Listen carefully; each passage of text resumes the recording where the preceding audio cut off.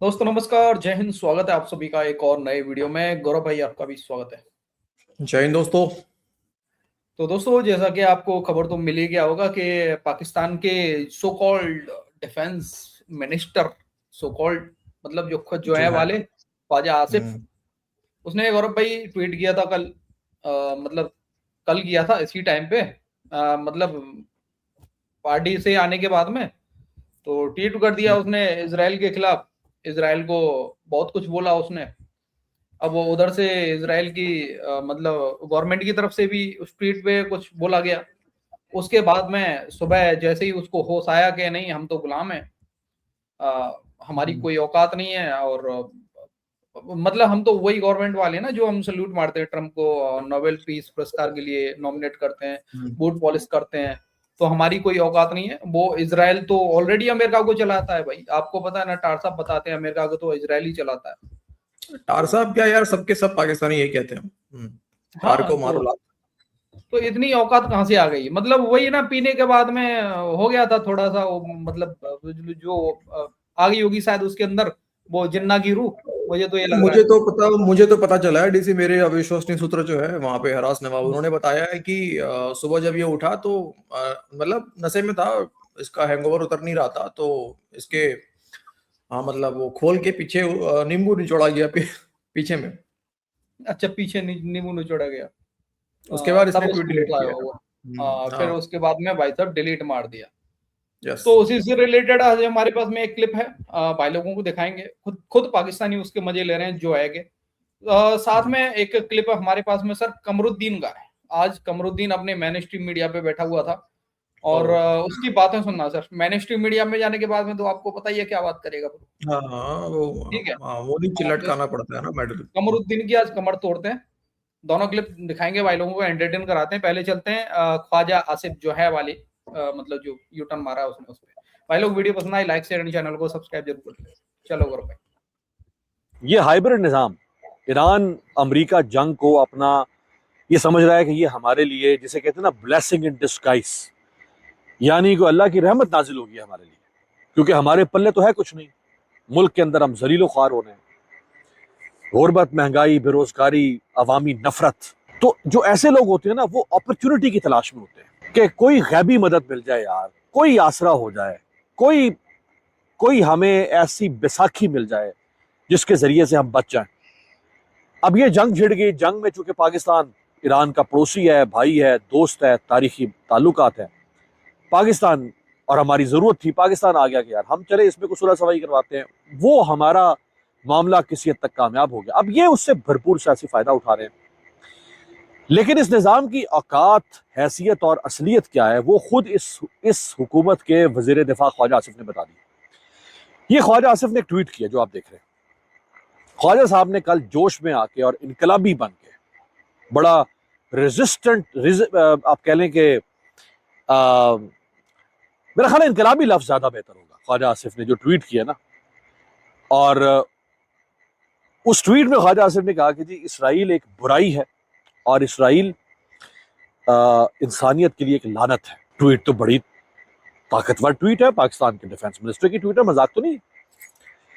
अच्छा, अब ख्वाजा आसिफ को यह नहीं पता था कि भाई कौन सा इनकलाब, ना मैं इनकलाबी हूं ना मेरी पार्टी इनकलाबी है। बाद में ख्वाजा साहब पर प्रेशर आया और ख्वाजा आसिफ ने ट्वीट डिलीट कर दी। अगर कोई तुम अच्छा काम कर ही रहे थे यार, तुमसे वो भी ढंग का नहीं होता। यानी पहले प्राइम मिनिस्टर की ट्वीट का स्कैंडल आ गया, जिसको फाइनेंशियल टाइम्स से लेके न्यूयॉर्क टाइम्स तक सब रिपोर्ट कर रहे हैं कि जी प्राइम मिनिस्टर पाकिस्तान के वजीर आजम ने जो ट्वीट की, वो ट्वीट किसी ने भेजी थी और वो प्राइम मिनिस्टर ने as it is copy paste कर दी। और दूसरा ये कि जी पाकिस्तान का डिफेंस मिनिस्टर,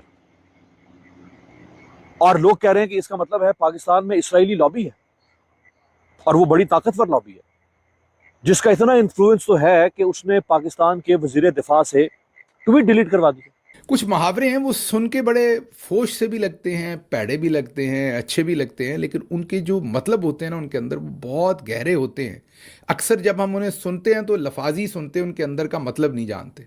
असल जैसे पंजाबी का मुहावरा है, नानी ने खसम कीता मीन शादी की माड़ा कीता, करके छड़ दिता होर माड़ा कीता।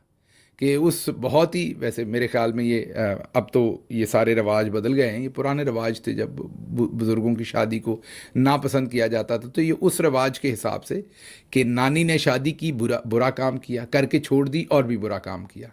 तो ख्वाजा आसिफ के साथ भी यही हुआ। अब मैंने आपको बताया कि ख्वाजा साहब रात में कई दफ़ा शरबत ज़्यादा पी लेते हैं, ये मेरा ख्याल है तासर है, क्योंकि वो जिस तरह के ट्वीट करते हैं बहके बहके, उनकी दिन की सारे दिन की जो करतूतें होती हैं, उनके रात के ट्वीट होते हैं बहुत मुख्तलिफ होते हैं।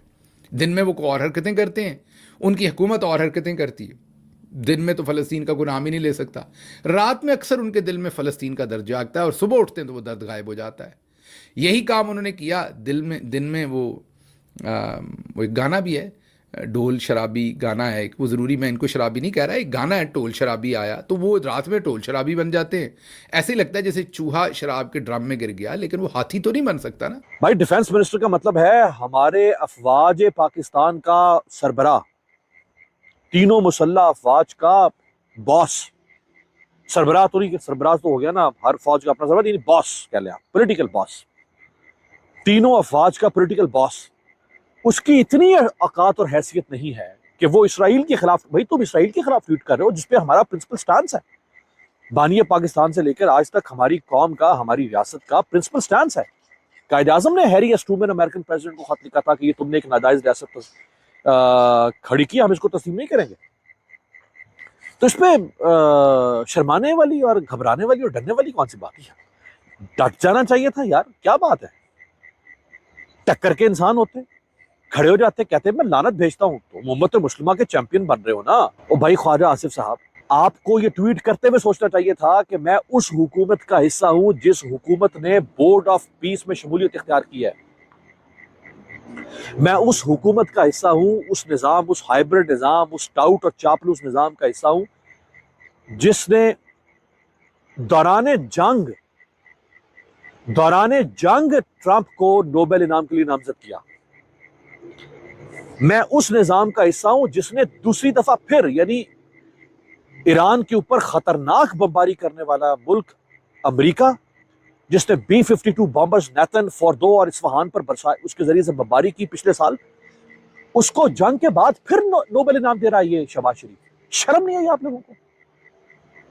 जंग रुकवाई थी उस खबीस बेगैरत ट्रंप ने, या जंग का हिस्सा बना था वो, और जाके उसकी टाउटी और चापलूसी करने के चक्कर में, चूंकि इमरान खान के खिलाफ अमेरिका का आपको उसको सपोर्ट चाहिए थी, अमेरिका का वजन चाहिए आपको अपने पलड़े में, इसलिए आपने जाके उसकी चापलूसी शुरू कर दी। आप उस निजाम का हिस्सा हैं, आप उस निजाम का हिस्सा हैं कि जिसके प्राइम मिनिस्टर ने दुनिया के स्टेज पे जाके पाकिस्तान को जलीलो ख्वार करवा दिया, जाके सलूट मार रहा है ट्रंप जैसे, जिस शख्स को उसके इत्तेहादी उसे हाथ मिलाने को तैयार नहीं है, तुफ तुफ कर रहे हैं उसके ऊपर, थूक रहे हैं उसके ऊपर, उसको जाके सलूट मार रहे हो जाके, शर्म नहीं आ रही? और साथ बाकी सारे प्राइम मिनिस्टर्स और हेड ऑफ गवर्नमेंट पीछे खड़े हुए। इतनी मेरी दुनिया की 5वीं बड़ी कौम है, हम 25 करोड़ आबादी के साथ दुनिया की 5वीं बड़ी कौम है, दुनिया की वाहिद इस्लामिक न्यूक्लियर पावर है, और जाके उसको सलूट मार रहे हैं उस शख्स को। यार ये कोई भी बात हो यार, ये हर बात पे वाहिद न्यूक्लियर पावर यार, मतलब सच में यार इनका, ये ब्रेनलेस लोग है यार, इनके भेजे में दिमाग तो है नहीं बिल्कुल भी यार। बस और है, देखो ट्वीट है भी, क्या फिर, और क्या है इनके मुझे पास यार? और कुछ नहीं है। तभी तो हाँ ये चाहते नहीं है कि ईरान के पास एटम बम हो, तभी तो ये नहीं चाहते ना, हाँ, ये नहीं ये चाहते, सही कभी बात। नहीं चाहते कि ईरान के पास एटम बम हो, नहीं तो फिर ये वाहिद एटमी मुल्क इनका सारा तो फेल हो जाएगा ना, जो अभी तक इन लोगों ने चूरण दिया है डीसी कि गजवा हिंद करेंगे, हम हमारे तकदीर में है, ये है वो है, झूठा चूरण जो चटाया है वो तो सब फेल हो जाएगा। बिल्कुल बिल्कुल, यही ठीक है, चाहते और हैं तभी ये सर। अमेरिका की मदद कर रहे हैं, ये सबको पता है कि ईरान को धोखा देंगे, तभी ये अमेरिका की मदद कर रहे हैं पीछे से। हाँ, वही चल रहा है सर, वही खेल चल अच्छा, रहा है। एक बात तुम और गौर करो डीसी, अगर ये ख्वाजा आसिफ इजरायली एजेंट नहीं होता तो ये ऐसे टाइम पे ट्वीट क्यों करता, जिस टाइम पे बातचीत होने जा रहा है, बातचीत और होने जा आप रही है। बातचीत होने जा रही है और आप इसराइल को कह रहे हो, मतलब ऐसी ऐसी बातें कह रहे हो कि भाई उसका पारा हाई हो जाएगा वहां पे, है ना, बोलेगा भाई देखो ये लोग करवा रहे हैं, जबकि अच्छे से पता है कि इसराइल भाई इसके अंदर बहुत बड़ा इसका है, इस मीडिया, मतलब आप यूएस ईरान के बीच थोड़ी मामला था, मामला में तो इसराइल भी है। ऐसा नहीं है सर, थोड़ी बहुत देर में एक और खबर आ जाए कि ख्वाजा आसिफ ने एक और ट्वीट किया है कि इसमें पीस मतलब जो सीज फायर था इसमें लेबनान शामिल था। लेबनान के ऊपर फायर अटैक कर रहा भाई दबा के इजराइल इस समय। ईरान ने वैसे अभी तक बोला है भाई साहब कि जब तक हमारे 2 शर्तें नहीं मानी जाएंगी, एक तो एसिड जो फ्रीज करा हुआ है उसको रिलीज करो, और लेबनान पे भाई तुरंत सीज फायर होना चाहिए, तब तक हम बैठेंगे नहीं। अब कल टॉक है, देखते हैं क्या होता है। लेकिन पाकिस्तानी ऐसे बिहेव कर रहे हैं जैसे लग रहा है पता नहीं कौन सा दलाली करके पता नहीं कौन सा 30 मार खान कर रहे हैं, ये काम समझ में नहीं आ रहा भाई। भयंकर उड़ रहे हैं यार, भयंकर। ठीक है, बढ़िया है। चलो एक और दलाली दिखाते हैं, कमरुद्दीन का दिखाते हैं भाई लोगों को। चलो भाई। बात कर रहे थे कि पूरी दुनिया के मीडिया चैनल इस वक्त पाकिस्तान को तरफ देख रहे हैं। एक हमारे हमसाया मुल्क का भी तो मीडिया है जहां पर काफी उछल कूद हो रही होती है, तो इस वक्त उनकी सफ़े मातम पर भी अपनी राय दीजिएगा। देखिए, ये मेरा नहीं ख्याल कि इंडिया को ऐसे ये शॉर्ट साइटेडनेस दिखानी चाहिए या अपना ये एटीट्यूड दिखाना चाहिए। मतलब आप अपनी तकलीफ को छुपा भी तो सकते हैं। अगर आप अपनी तकलीफ को इस तरह दिखाएंगे, शो करेंगे, नहीं पाकिस्तान कोई डिलीवर नहीं कर सकता, तो लोग आपको ज़ाहिर बात है बेवकूफ़ समझेंगे और कहेंगे कि आपकी जो जेलसी है वो सामने आ रही है। देखिए, चक्कर ये है कि इंडियन गवर्नमेंट और मीडिया ने पिछले 13 साल एक ही तो काम किया है कि ये दिखाया जाए कि जनाब पाकिस्तान दुनिया में आइसोलेटेड है। तो अब वो सारी चीजें जो बेसिकली वो जो कंस्ट्रक्ट उन्होंने किए पाकिस्तान के हवाले से और कॉन्स्पिरेसी थ्योरी सारा टाइम की, अपने लोगों से झूठ बोला, वो सारी की सारी चीजें अब दुनिया कह रही है कि हम तो अपनी आंखों के सामने। उन्होंने आपके जहाज गिराए, वो ट्रंप साहब के साथ एक कुर्बत रखते हैं, साउथ एशिया के अंदर एक मेन रीजनल स्टेबलाइजर हैं, आपने हमला किया पाकिस्तान के ऊपर, उन्होंने आपको रिस्पॉन्ड किया, फिर आप मिडिल ईस्ट के अंदर जो साला खुद स्टेबलाइज नहीं है वो रीजनल स्टेबलाइजर बन गया, बताओ। है मतलब जिसके खुद 3 साल में 4000 फौजी मारे गए हैं, जो खुद स्टेबलाइज नहीं है वो रीजनल स्टेबलाइजर बन गया। मतलब दलाली करना भी आजकल रीजनल स्टेबलाइजर बनना है। वाह, क्या बात है, बढ़िया। नहीं यार देखो यार, ये बात तो सही है कि यार ये जो बोल रहा था कि मतलब जल रहे हैं भाई, इंडियंस जल रहे हैं। वो पाकिस्तान की वो वाली तरक्की देख के, एयरवेस के अंदर गड्ढे हो गए, वहां से तेल निकल रहा है सारे के सारे एयरवेस में से, है ना। जलन तो होगी ना सर यार, इतनी तरक्की कर रहा है पाकिस्तान यार। पाकिस्तान जो है वो एक स्टेबलाइजर के तौर पे इमर्ज हुआ है, तो वो उनको समझ नहीं आ रही कि ये हुआ सब कैसे और ये है क्या। मैं इसी चीज को कहता हूं कि ये हमारी एक कैपेबल नेशन है पाकिस्तान। हमारा ये है कि हमने अपनी जो गैर जरूरी चीजों में हम पड़े हुए थे, हम एक इस तरह की एक डेड एंड पे आ गए थे अपनी डोमेस्टिक सियासत के हवाले से। मैं समझता हूँ उससे भी हमें पता चला है कि वो भी हम एक गलत जगह पे बैठे हुए थे। दुनिया जो है, इतने बड़े बड़े चैलेंजेस हैं मुल्कों के अंदर। मैं समझता हूं कि अब दुनिया को अपने आप को ट्रांसफॉर्म कर रही है, हमें भी ट्रांसफॉर्म करना चाहिए। जहां पे दुनिया हमें अप्रिशिएट कर रही है, इंडिया को मुश्किल है, तो ये सारा नैरेटिव जो पाकिस्तान के हक में है इस वक्त, मैं समझता हूं इस पे इंडियंस परेशान है बहुत ज्यादा। और वो जो कुछ उन्होंने अपने लोगों को बोला हुआ है झूठ, अब जब वो चीजें वो नहीं बन पा रही, तो उनको फिर अब उसी को डिफेंड करना पड़ रहा है जो वो माजी में कहते रहे।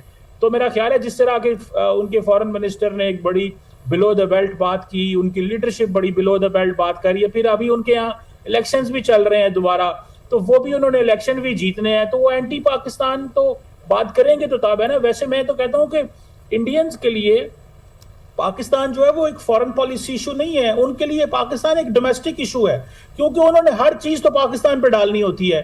तो मुझे ऐसे लगता है कि ये वो जो परेशानी है इंडियन मीडिया के ऊपर, वो आपको पता है ना, इस मीडिया को गोदी मीडिया कहा जाता है भारत के अंदर, तो वो नरेंद्र मोदी साहब की तरफ से हुक्म होगा कि भाई आपने मानना नहीं है कि पाकिस्तान दुनिया में रेलिवेंट है, वरना मेरी जो खारजा पॉलिसी और मेरी सियासत को नुकसान होगा। सुन लिया सर, सुन लिया। और पाकिस्तानी मीडिया की औकात में, पाकिस्तानी मीडिया की औकात दिखाऊं अगर तुम थोड़ा सा मुझे टाइम दो तो। छोड़ो खैर, वीडियो लंबा वैसे लोगों को पता है, दिखाना चाहो दिखा सकते हैं। असद तूर तो है ना, असद तूर जानते ही दोस्तों आप लोग, और भी कई पाकिस्तानी पत्रकार है। उनका मानना है कि जो फॉरेन मीडिया आ रही है उनको बकायदा सब कुछ कवर करने के लिए ऑर्डर दिया गया, मतलब कवर करने के लिए अलाउ करा गया है। ठीक है। और जो पाकिस्तान की मीडिया है जिसमें आसिम मुनीर पूरे टाइम डंडा डालता है निकालता है, उसको बोला गया है कि तुम 10 किलोमीटर दूर से कवर करोगे, ठीक है। 10 किलोमीटर? हाँ, 10 किलोमीटर दूर से ही कवर करना है, बस कौन सा गाड़ी आ रहा है कौन सा गाड़ी जा रहा है इतना ही तक तुम्हारी औकात है, बस उससे ज्यादा नहीं। होटल के आसपास भटकना भी नहीं तुम लोग, हाँ। ठीक है। और सर ये एक पाकिस्तान और मीडिया औकात की है इनके मीडिया की, एक और औकात बताता हूं मैं। इन लोगों ने दबा के यूएई के खिलाफ खबर छापी थी, आपको पता है? हाँ, यूएई को बेचारा बोल दिया और जाने क्या क्या बोला इन लोगों ने। आज हाँ। की खबर है सर, आज इन लोगों ने DGISPN ने मना कर दिया है कि यूएई के खिलाफ बात करना बंद कर दो। अच्छा, मतलब पहले तो चला दिया है ना, डाइवर्ट पहले करने के खुद ने लिए। चलवाया सर, खुद ने पहले खुद चलवाया चलवाया। DGISPN हाँ, ने। नहीं ये चीमा बातें तो ऐसे कर रहा है जैसे लग रहा है कि पाकिस्तानी मीडिया चाहे मेडल तूने पहना हुआ है ISPR का, ठीक है, अपने गले में, और तू बैठ के ये बात कर रहा है कि भारतीय मीडिया ये कर रही है। भाई भारतीय मीडिया हो चाहे भारत की, तू तो यूट्यूबर है ना, तू तो पत्रकार नहीं है पाकिस्तान का, तू तो यूट्यूबर है। तू तो फिर भी पाकिस्तान को तू गालियां नहीं दे सकता, तू मुनीर के बारे में एक शब्द नहीं बोल सकता, तू मरियम के बारे में एक शब्द नहीं बोल सकता। तू पाकिस्तानी पत्रकार है, तेरी एक भी वीडियो इंडिया के बिना दिखा दे तू अपने चैनल पे, एक वीडियो हाँ, इंडिया के ये बिना कह दिखा रहा दे। है कि पाकिस्तान इंडिया का डोमेस्टिक इशू है, ठीक हाँ। है, पाकिस्तान इंडिया का डोमेस्टिक इशू है, चल रहा है इलेक्शन ना। तुम लोगों ने तो बोला था कि इलेक्शन जब आता है भारत हमें ठोकता है, क्यों नहीं ठोका अभी तक भारत ने तुझे भाई, जरा बताना। 3-3 4-4 स्टेट में इलेक्शन हो रहे हैं, अरे और इंडिया के बिना दलाली इनका करके भी अपने आप को सुपीरियर दिखाना, दलाली हाँ। करके लिटरली कोई पाकिस्तान से सीखे। औकात मतलब औकात जो है भिखमंगे से भी गिरी हुई है इनकी। इनको लग रहा है पता नहीं कौन सा 30 मार खान हमने बन गए, पता नहीं क्या कर दिया है, कौन सी डिप्लोमेसी हो गई है हमारी दुनिया में। एक वही मैरिज हॉल वाला सिस्टम है इनका, मैरिज हॉल जैसे में शादी करने जा रहे हो दोनों साइड के लोग, लड़की वाले लड़के वाले, हाँ। बस उसी में साला जन क्या समझ रहे हैं खुद को, अरे हमने पता नहीं क्या करवा दिया। पता नहीं, हाँ पता नहीं हमने शादी करवा दिया, वो भी शादी अभी होना है कि नहीं होना है, क्या होना है अभी पता भी नहीं है, ठीक है। अभी पता भी नहीं है वो ऐसा नहीं, वो शादी में आपस में लड़की वाले और लड़के वाले आपस में फाइट शुरू कर देंगे। नहीं देखो ना, औकात से बाहर की बातें कर रहे हैं भाई साहब ये लोग अपनी, हाँ, कि पता नहीं हम भारत हमें आइसोलेट कर रहा था, हम आइसोलेट नहीं है। मतलब क्या क्या कबाड़ लिया, नहीं मेडिटेशन करा के चाहिए तुम फैसिलिटेट करके तुमने क्या कबाड़ लिया, क्या हो गया इससे तुम्हारा, जरा बताना मुझे। सर हो गया ना, फॉरेन, अमेरिका भीख ले रहा है पाकिस्तान से, चाइना भीख ले रहा है हाँ पाकिस्तान से, पाकिस्तान तरक्की पे तरक्की किया जा रहा है सर। वही वो वही तो वही पूछना है ना पाकिस्तानियों से, नहीं क्या हो जाएगा इसके बाद को तुम गारंटी दोगे चीमा की इसके बाद तुम IMF के पास भीख मांगने नहीं जाओगे? है तुम्हारे पास गारंटी? सर यूएई का गारंटी लो इनसे, यूएई के पास भीख मांगने नहीं जाओगे कभी। यूएई के पास भीख मांगने, हाँ अभी तो हमने सारे क्लिप रखे हैं दोस्तों, टेंशन मत लो। जिस दिन ये भीख मांगने जाएंगे ना फिर वापस वही क्लिप चलाएंगे हम, इनको जलील करेंगे वापस से। औकात से बाहर की बातें कर रहे हैं ये लोग। ओके भाई लोग, तो ये था आज का हमारा वीडियो। अपनी राय कमेंट सेक्शन में जरूर देना, वीडियो पसंद आई हो लाइक और शेयर कर देना। मिलते हैं नेक्स्ट वीडियो में। जय हिंद गौर भाई एंड जय हिंद सभी भाई लोग। जय हिंद दोस्तों।